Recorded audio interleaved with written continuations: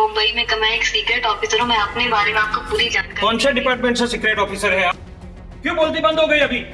बोला ना, कौन से सीक्रेट? क्यों पुंगी बच गई आपकी? आप सही है तो अभी तक क्यों आंसर नहीं दे रहे? अभी बोलिए, आप कैमरा चालू कीजिए। ગુજરાતમાં ડિજિટલ એરેસ્ટના કિસ્સા વધી રહ્યા છે। મહેસાણામાં સાયબર ગઠિયાઓએ એક વૃદ્ધને 9 દિવસ સુધી ડિજિટલ એરેસ્ટ રાખી ₹66 લાખથી વધુની છેતરપિંડીનો પ્રયાસ કર્યો હતો।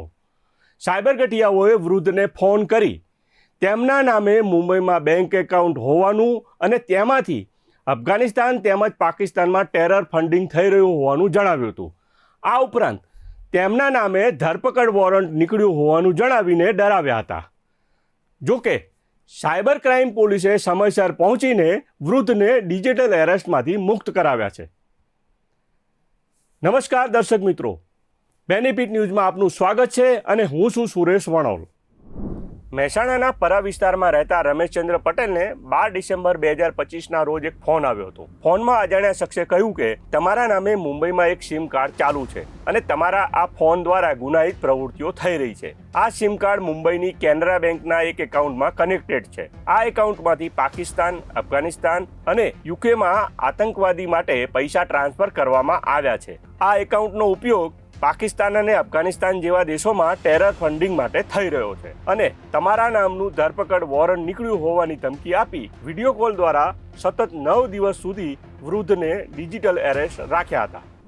બરોબર, એટલે મેડમ કે 5 મિનિટ પછી હું તમને વાત કરું ચાલુ રાખીને પછી મને એમને કહ્યું કે તમારા નામે એક કેસ નોંધાયેલો છે, અહીંયા તમારું ખાતું કેનેરા બેંકમાં છે અને તેમાંથી લગભગ કરોડો રૂપિયા પાકિસ્તાન, અફઘાનિસ્તાન, યુકે, યુએસએ એમાં ટ્રાન્સફર થયેલા છે। એટલે અફઘાનિસ્તાન અને પાકિસ્તાનમાં જે પૈસા જ્યાં છે એ અમારું માનવું એવું છે કે તમે આતંકવાદીઓને મદદ કરી માટે તમારું એરેસ્ટ વોરંટ નીકળ્યું છે જે મારી પાસે છે અને તમારી ધરપકડ થશે।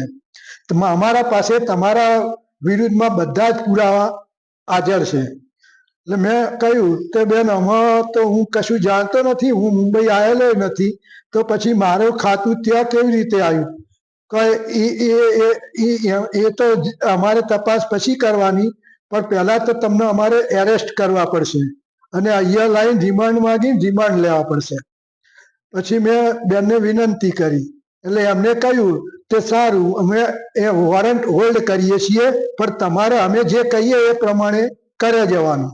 એટલે મેં કીધું સારું। એટલે એમને કહ્યું કે તમારા પાસે જે બી એફડી હોય, મ્યુચ્યુઅલ ફંડ હોય કે જે કંઈ પૈસા હોય એ બધા તમારું ખાતું ક્યાં છે? મેં કીધું બેંક ઓફ બરોડામાં। તો બેંક ઓફ બરોડામાં તમે એ ખાતામાં બધા જ રૂપિયા જમા કરાવી દો।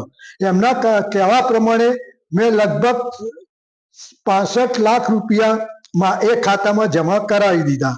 પછી એમને એવું કહ્યું કે અમે હજી કેટલા રૂપિયા બાકી છે? એટલે મેં કહ્યું કે હજી 10 લાખ રૂપિયા કદાચ આવશે, એફડી જમા થઈ ગયેલી છે। એટલે એમને કહેવું એવું હતું કે તમારે સોમવાર અથવા મંગળવારે અમે GRTS ફોર્મ જે આવે છે, RTGS ફોર્મ, એ ફોર્મનો એક નમૂનો ભરીને તમને મોકલાવીશું। અમે જે પાર્ટીને લખીએ અને જે ખાતે કહીએ એમાં તમારે સહી કરીને અને બેંકમાં આપી દેવાનું અને એક ચેક આપી દેવાનો અને એ પૈસા અમારા ગવર્મેન્ટમાં જમા થઈ જશે અને જ્યારે બી તમે નિર્દોષ છૂટશો તો તમને તમારા પૈસા વત્તા ઇનામના પૈસા તમને પાછા આપવામાં આવશે। ધરપકડ વોરંટ કેન્સલ કરાવવા સાયબર ગઠિયાઓએ વૃદ્ધ પાસે રૂપિયા માંગ્યા હતા। તેથી વૃદ્ધે એફડી તોડાવી પૈસા આપવા 66 લાખથી વધુની રકમ ભેગી કરી હતી। તમામ બચત સાયબર ગઠિયાઓના બેંક એકાઉન્ટમાં ટ્રાન્સફર કરવા જઈ રહ્યા હતા। તે સમયે વૃદ્ધને જાણવા મળ્યું કે તેમના જેવી જ ઘટના અમદાવાદમાં બની છે। તેથી આખી ઘટના નાટક લાગતા વૃદ્ધે મહેસાણા સાયબર ક્રાઇમ પોલીસનો સંપર્ક કર્યો। તેથી સાયબર ક્રાઇમના PSI નારણસિંહ ચાવડા તાત્કાલિક વૃદ્ધના ઘરે દોડી ગયા હતા। ડિજિટલ એરેસ્ટ થયેલા વૃદ્ધ વાતો કરી રહ્યા હતા। તે સમયે પોલીસ આવી હોવાની જાણ થતાં આરોપીઓએ ફોન મ્યુટ કરી દીધો હતો। ત્યારબાદ વૃદ્ધને સમજાવી વિડીયો કોલ કાપી નાખીને વૃદ્ધને ડિજિટલ એરેસ્ટમાંથી મુક્ત કરાવ્યા હતા।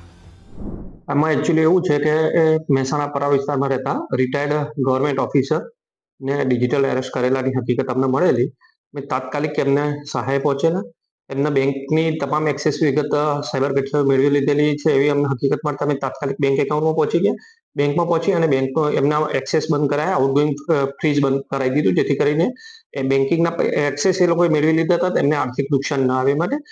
ત્યારબાદ તરત જ એમને સાંત્વના આપેલી છે. એમને કોઈ આવી રીતે કોઈ ખોટી રીતે ડિજિટલ એરેસ્ટ કરેલા છે અને ખોટી ધાક ધમકી આપે છે અને પોલીસ નકલી પોલીસ હોવાની છે શક્યતા રહેલી છે એમને સમજાવેલા છે અને એમના આઘાતમાંથી બહાર કાઢેલા છે અને હાલ તેઓ સ્વસ્થ છે અને એમને કોઈ બીજું આર્થિક નુકસાન ન જાય અને પોતે સ્વસ્થ રીતે રહે એ માટે અમે એમને આશ્વાસન આપેલું છે અને અમે એમની પૂરતી સહાયમાં મદદ કરેલી છે. સર, સતર્કતાને કારણે કેટલી રકમ બચી છે અને આગળની રણનીતિ શું?